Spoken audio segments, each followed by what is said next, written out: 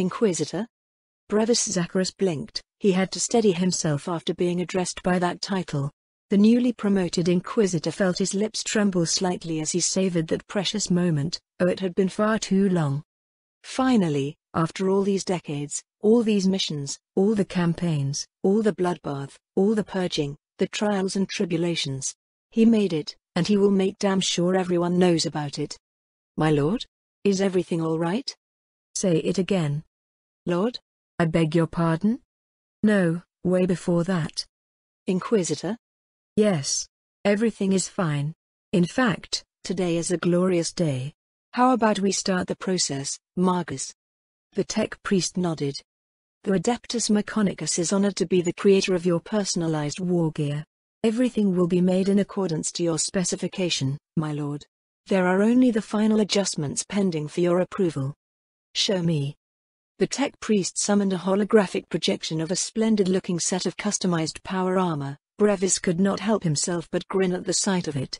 This would be his war attire for the next couple of decades. He would don this fine piece of work while doing the Emperor's holy judgment.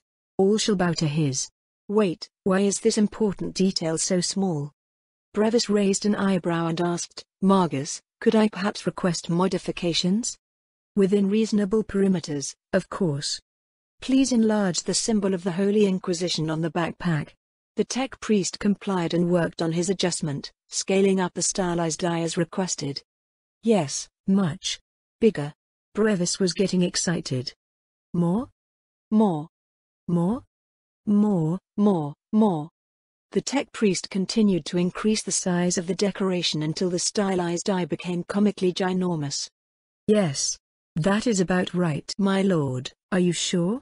You might have difficulties in more confined places like the air duct. Let me worry about the tactical implication myself. All must see that I do his holy work. Very well. Next up, my sword. The tech priest nodded and summoned another hologram. This time a gigantic power sword floated into view. Again, the sword is at the maximum recommended size for human usage. Everything will be done to your specification, Inquisitor. What's left for you to decide is the text engraving on the blade. Excellent. Give me a minute, I must think of a powerful phrase. Brevis dug into memories and a powerful moment in his career jumped at him. Brevis was but an acolyte then. He had witnessed his then master in a heated negotiation with a certain shady planetary governor. The talk was about to break down when his master threatened he would drop the exterminatus, mofo, that got the point across and sealed the deal. Brevis Zacharos himself had yet to ever enact that order himself. He just made the rank, after all. But it would be prudent for Inquisitor Brevis to remind the others of his capability to drop the order as he saw fit, and thus he decided on his choice of text. Just put exterminatus, mofo on it. As you wish. The tech priest completed his virtual mock-up and showed it to the newly promoted Inquisitor. Now that he had a proper look at the whole package, Brevis stared long and hard at the hologram. Was he looking like overcompensating for something? A small part of him wondered for a moment if his new look was a tad bit too unsubtle about his office, but in the end, Brevis decided it was fine. Who cares when you can sign off the death warrant of an entire world? Proceed, Magus, proceed. My mind was made up. I would go and face the unusual greater demon in the field. I was afraid, terrified in fact. But running away now would mean throwing away the lives of billions of people without trying something first. I could never live with myself with that, especially since SYRINE might be the only one who could do something about it. Earlier when it was but 1 million lives at stake, that pressure had already caused me a great deal of distress. I was sure my fragile psyche had no way of surviving 1,000 more times worth of guilt. Before I even started walking, my heroic venture was already hitting obstacles as Sister Verita and Sister Wellmanor had ganged up to block my path while Kiera looked on from the side. Lady SYRINE, where are you going? To the front line. Why? It is not safe out there. Nowhere is safe now. There has been an unusual warp breach. A greater demon of unknown nature now walks on this world. Inquisitor Thorn has already ordered the preparation for an exterminatus if we cannot stop it soon. Exterminatus, the subject of many memes, was the ultimate flexing action ordered by the highest authorities of the Imperium of Man to destroy a planet's biosphere and all life upon it. It was scorched earth tactics scaled up to a planetary level. Both sisters turned deathly pale at my statement. I pushed past them, walking towards an open field while using my authority to establish a priority vox call to the Inquisitor himself via Cryptora's skull probe. After some tries, it connected and I put it in speaker format so both sisters could hear the important conversation. Inquisitor. SYRINE? Thank the throne you are up. There has been an unfortunate development. I know about the warp breach and your preparation for the exterminatus. There is no hiding anything from you, is it? He sighed. Keep that as a last resort. I will be heading to the field and see what I can do about it. Very well, do you have a way to stop it? For some reason, he sounded very calm and cold. It was then I remembered who I was speaking to. Is he already thinking of how to silence the masses if I am able to clean up this mess? Realizing what might be coming even after so much effort was put into saving lives made me furious inside. We had not come this far just to put up with this bullshit doctrine of treating the population like cheap dirt. After taking a deep breath, I answered the question in my calmest voice. Nothing concrete yet, but promise me you won't do anything rash like silencing all the witnesses to this occurrence like the aftermath of the First Armageddon War. To my knowledge, the first war for Armageddon was a truly titanic clash between the forces of chaos and the defenders of the Imperium of Man, where a demon Primarch led a demonic assault on the hive world of Armageddon. The war itself was horrible enough, but its aftermath was arguably far worse. There was an ugly internal conflict when the Inquisition's decision to sterilize the entire surviving population of Armageddon and the Imperial troops that took part in the war, to maintain their policy of secrecy concerning the existence of demonic entities. According to the law, untold millions died for being bystanders and billions more ended up in the direct crosshairs of fellow Imperials in said conflict. It had stood up as one of the darkest episodes of Imperial cover-ups gone wrong. I did not know if that sort of merciless standard operating procedure was something Thaberus would subscribe to, but it might not be far off. There has to be another solution to this than the usual methods the Inquisition employs. Going forward this might become more and more common and we can't just start killing everyone every time one of these things comes through. I pushed with my valid reasons. I agree with you on that statement. He relented. While I understand we do not have the resources to screen thousands of troops for warp taint, I will look for a solution if we get through this. So promise me you will not enact mass killings to silence witnesses of this incident while I am alive. Fair enough, I promise. Will you swear to that in the name of my father? Very well, I swear to the God Emperor that I will not silence the witnesses to this conflict while you live. Thank you. I will be going now. Just as I cut the vox call, my mind registered 3 Mechonicus flyers approaching fast. My ride's here. I turned to the sisters, they both looked as pale as ghosts after hearing the grim developments. I am coming with you. Wellmanor blurted out. Me too. Verita followed. Are both of you serious? I am heading to where a greater demon is rampaging. Lady SYRINE. Wellmanor protested with teary eyes. Please think about the tirade of condemnations Canonus Diadonar will be leveling at me should I leave you alone in this junction. Likewise, I will be accompanying you to the front line as my meager skill set might be called upon to serve. Verita insisted. Your security is my primary objective. I will follow you regardless of your destination. Kiera added. It looked like there was no way I could shake them all here, so I laid down my condition. Very well, you may follow, but once we reach the front line you two need to stay away from direct action. A wing of Mechonicus flyers appeared and approached us, an Archaeopter Transvector fast transport escorted by 2 Stratoraptors, its gunship variant.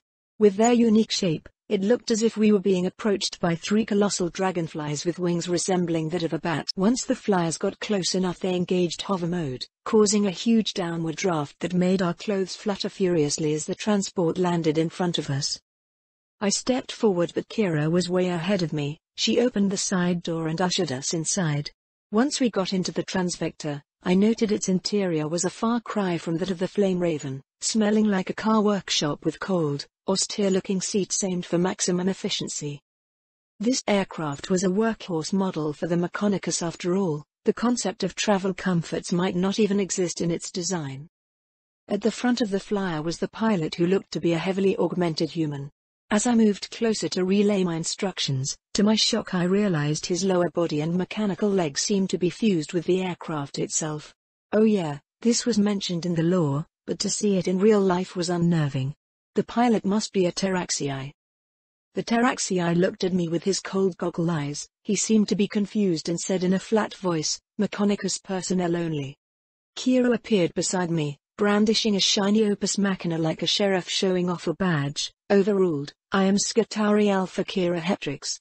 This operation falls under Dominus Cycle's directive. You will comply." Cryptora's skull probe flew over and counted some binary verification code. "Complying." The Taraxii nodded and off we went. We settled down inside on the cold, metallic seats as the transvector steadily gained speed. I then made a priority vox call to the Canonus through the skull probe that connected quickly. "Diadinar. Lady SYRINE? I am so glad to hear you are fine," receiving loud and clear. "Please listen carefully. Despite the measures we had taken, a true enemy has appeared. Inquisitor Thorn had warned us of a serious warp incursion and he is currently chasing it down. It has taken the form of a huge winged humanoid, carrying a gigantic axe and is currently heading towards your direction as we speak. I am coming over to fetch the Nameless sword and I need you to prepare a few things for me. A fast rhino, a capable driver." After dropping my instructions, I ended the vox call and switched on the composite picked feed from various sources chasing the demon. I saw it rampaging towards the heart of the battle, sometimes stopping to unleash its terrifying rage at the unfortunate retreating rebels that got in its way, flipping tanks and cutting people down as it saw fit. I watched the live stream intently, wanting to learn its pattern of attack and weakness. So far, one glaring weakness seemed to be that this thing was limited to only melee attacks. Granted, almost everything it touched instantly got destroyed. Even Lehman Russ battle tanks were little more than speed bumps as it rampaged forward. The greater demon seemed so awkwardly out of place in a battlefield brimming with guns and cannons it was almost laughable, but so far it did not even look bothered by the returning fire. It seemed to be enjoying the atmosphere of the war, striding purposely forward into a whole armored formation, completely impervious to small arms fire and large caliber guns. Wellman approached me timidly and asked, "My lady, pardon me but you mentioned a greater demon is on the loose? Surely an issue like that is better left to the army to deal with?" Her question almost made me want to hug her and cry out loud, "How I wish it to be the case." Instead I suppressed my emotion and turned to Verita. "Let me show you. Verita, please lend me your dataslate." The Hospitaller obediently passed her inquisitorial dataslate over. After some tweaking with my ability, I successfully streamed the picked feed of the demon as it was doing another round of frenzied butchering on the rebel troops. "This is happening now," I said and passed the dataslate to them. Both sisters watched what was happening on screen with horror as the relentless one-sided slaughter continued. Muffled death screams filled the cabin of the transvector. Both Wellmina and Verita looked shaken after witnessing what a greater demon could do in this world. Even the stoic Kiera looked like she was uncomfortable after sneaking a few peeks at the dataslate. After a while, I concluded nothing more could be learned and turned off the feed. "Best not look at it too much," I said, "might taint your soul." Corruption of one's soul and body by exposure to anything related to demons or the Immaterium is a thing in this universe. While the sororitas are famed for their resistance to such influence, the risk was still best kept at a minimum. "Are you going to fight that thing? You just recovered from a fainting spell?" asked Wellmina worriedly. They both looked terrified. So am I inside. But letting pretty ladies down was still something I instinctively wanted to avoid, so some bravado was needed again. I put up a brave face again and smiled to reassure them. "Don't mind me, I might not look like one but I am still a Primarch." Their faces lightened up with my bold statement just as I lamented SYRINE had no legion of super soldiers under her command and finished my statement weakly. Minoris. A Primarch. Minoris? Wellmina quickly made a note of it. Now that she mentioned it, it made me realize I had never mentioned that term to anyone after seeing that vision. "Yes," I answered while holding up my right hand then connecting my index finger and thumb together. "A tiny Primarch, but Primarch nonetheless. The blood of the Emperor flows in me. By his will, I will find a way or this world will end." At the back of my mind, a sinister plan had been brewing for a while to exploit the demon's weakness. If that premonition of mine was correct, SYRINE's existence was the main reason why this greater demon came to this world in the first place. Since I am its primary target, a scheme could be set up to bring it down. After all, it is only a melee monster, let's cheese it to death. SYRINE, here is the compiled requested list. Cryptora's voice sounded in my head as a listing of highly classified weaponry popped into my vision and I quickly went through it. No idea what is this, not this, definitely not that. Why is this even here? We are trying to kill a demon, not the world itself. Wait, he has this? Crypto, is this? I was still refining my schemes with the Dominus when we arrived at our destination. The transvector soon touched down on a field near to a large concentration of friendly forces. Thank you. I sent my gratitude to the Toraxii pilot via Cryptora's skull probe and he seemed surprised, turning his head swiftly towards me as if to verify it was no fluke. It might be the first time he received binary communication from what appeared to be an unaugmented human. As I stepped out of my ride I could not help but notice there were a lot of people waiting for me. Leading the welcoming party was Canonist Iadina herself. Weirdly Alisaya was by her side but I distinctly recalled she was stationed elsewhere commanding another contingent of sisters. Even Governor Carthalina was here with some of her top generals together with a Skitarii marshal. Its mission done, the transvector took off with another wash of powerful downwards draft. After it left, the sound levels in the area finally returned to a level where people could converse but it was still noisy as hell. I observed my surroundings and came to the shocking realization that, for the first time in this life or the last, I was in a real war zone. Under the late afternoon sun, lines upon lines of war machines were everywhere. A Baneblade which I recognized to be Carthalina's command ride was here too. There was this perpetual smell of smoke with a hint of burned gunpowder that filled the air, the constant thrumming of war equipment, be it the tank engines in the distance or the power armor backpacks nearby was inescapable. It sure felt different here compared to my perspective back on the podium. I was still in awe of the intensity of my surroundings when Diadina and the others approached. She knelt down while greeting me, "Holy Daughter." Following her example, the rest did the same while we were being observed by a whole field of army personnel. Personally, I just felt like digging up a hole and hiding inside it because of the sheer level of tension I was experiencing from the level of reverence on open display. "Please rise, we have urgent matters to discuss and time is short," I said while doing my best to suppress the unbearable level of social anxiety bubbling inside me. With that done, we were soon moving towards a makeshift command tent with tables set up not too far from the landing site. While walking towards the tent, my superhuman level of hearing was soon picking up a lot of hushed but excited chatter, and through my connection to the network, I noticed some random bursts of Vox messages were going around in the area. "She is here in the flesh. Is that the singing saint from just now? Wait, what? That hologram was a real person? Come and see. She is here. I still can't get that song out of my head. Singing saint? A song? Wilmana did mention something about a song. Back then I was so fixated on the demon crisis the matter was brushed aside but now it piqued my interest. Intrigued by the chatters, I continued walking while my mind dove into a few cogitators in the area with records of recent events to see what had really happened. I managed to get hold of some footage of that time and began going through the recordings and... what in the freaking name of Throne? I watched in disbelief as a recording of myself doing a live solo of Beautiful World in the middle of the battlefield streamed in my vision. The level of shocking cringe was too much. I shuddered so hard that it broke my stride. Losing my balance, I almost fell to the ground but a vigilant Verita who was always one step behind me saved the day by grabbing me.